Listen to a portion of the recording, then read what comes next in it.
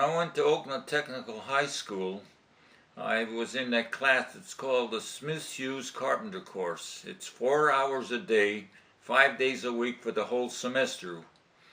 So I was 3 years at Oakland Technical High School in Oakland learning a trade. And I joined a union because after I had that training at Tech High, I wanted to be a carpenter. And then I joined a union, and I worked for John Militella, the first building contractor that I worked for in Oakland, because his brother, the contractor, shut his business down.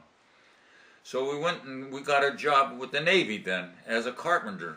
So they transferred me from Alameda Naval Air Station to the Oakland, Naval Supply Depot in Oakland. And I was there for the duration of the war. And I got a job with Allen, Webster, and Hexham building contractors.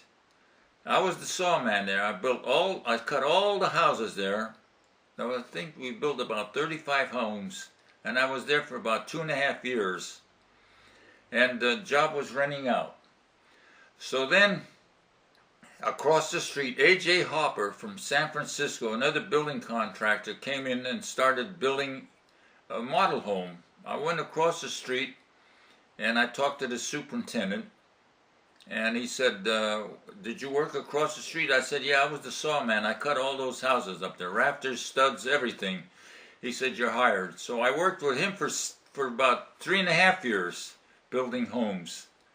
And from there on, and after he got finished there, I went to work for another contractor in Walnut Creek, Lawrence Gamer. I was with him for about 7 years. All residential construction, yes, all residential. And then after that, I went, you know, you go from one contractor to, it's not a job that you're staying with one company for the rest of your life. Sure. You're just going from one contractor to another. And then I worked up to the 1980 when I retired from Local 152, and that was in 1980. Wow. So that's what I done in the construction. So building homes. Building homes. Building homes, nothing else. So I built beautiful homes up in Round Hill Country Club that are big 2-story, 3-story homes. Beautiful homes. It was very interesting. I like it. I would do it again. Birth, when they delivered me, I was 12 pounds. They had those, what's those tools that... Forceps. Yeah, that's it. Yeah. And the doctor delivered me. He grabbed a hold of my shoulder and crushed it. One good arm, and this one I couldn't do nothing with. So how did you do that? I mean, you know... It was hard. It was hard. Very hard. But I done it. Yeah. I done it. I didn't pretend to be handicapped. I got in there and I done my job, what I was supposed to do. I went from framing to finish work. And then if you look in my garage and see all the tools that I got. I will. I'd like to see them, yeah. I've got tools because then I got to be a good finish carpenter for many years after that. It was great. It was great. I had my own miter saw that's in the garage. You can see it. I got all those tools that you see in a garage. Some of them are hand-downs from my dad. To finish work, hanging doors, putting a trim on, panel on the walls, all that delicate stuff. I enjoyed that. I enjoyed that. It was my specialty. Really? I specialized in doing that. So is it different from doing finish work now, what you did then? Oh, then was different than then because you had to have your own tools today. What today is different, see? A lot of this stuff comes manufactured today, and all you got to do is glue it on the wall. Yeah. But them days you'd have to fit everything. Everything had to be fitted by hand. So like wood paneling? Putting crown mold around in the rooms, you know, the big 6-inch crown mold. Sure.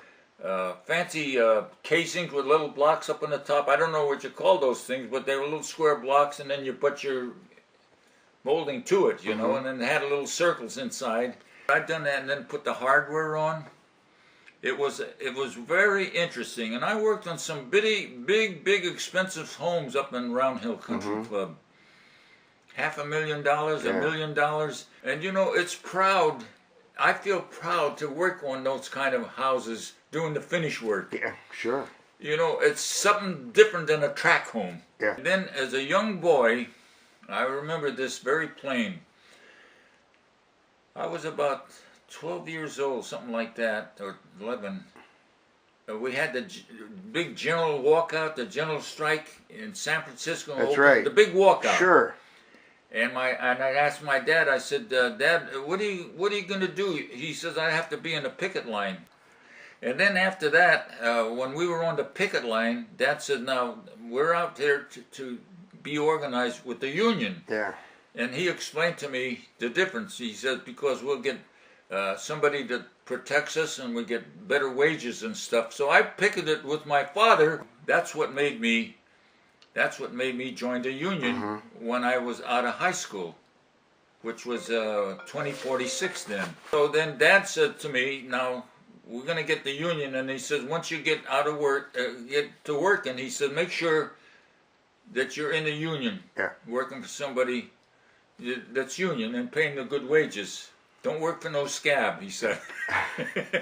Yeah, we were on strike. Yeah, we had a few strikes, you know, to get better wages and stuff. And I was out on the strikes too, you know, because I'm in the union. Yeah. And when they say we're going to go on strike, I went with them. Because I've been a union man all my life. What I done, I will do over again. Because that's what I am. I still belong to the union. I believe in it. I believe in it. If we didn't have the unions, can you imagine where we'd be today? Look at the people that aren't in the union. They're starving. See, they have nobody to help them or back them up.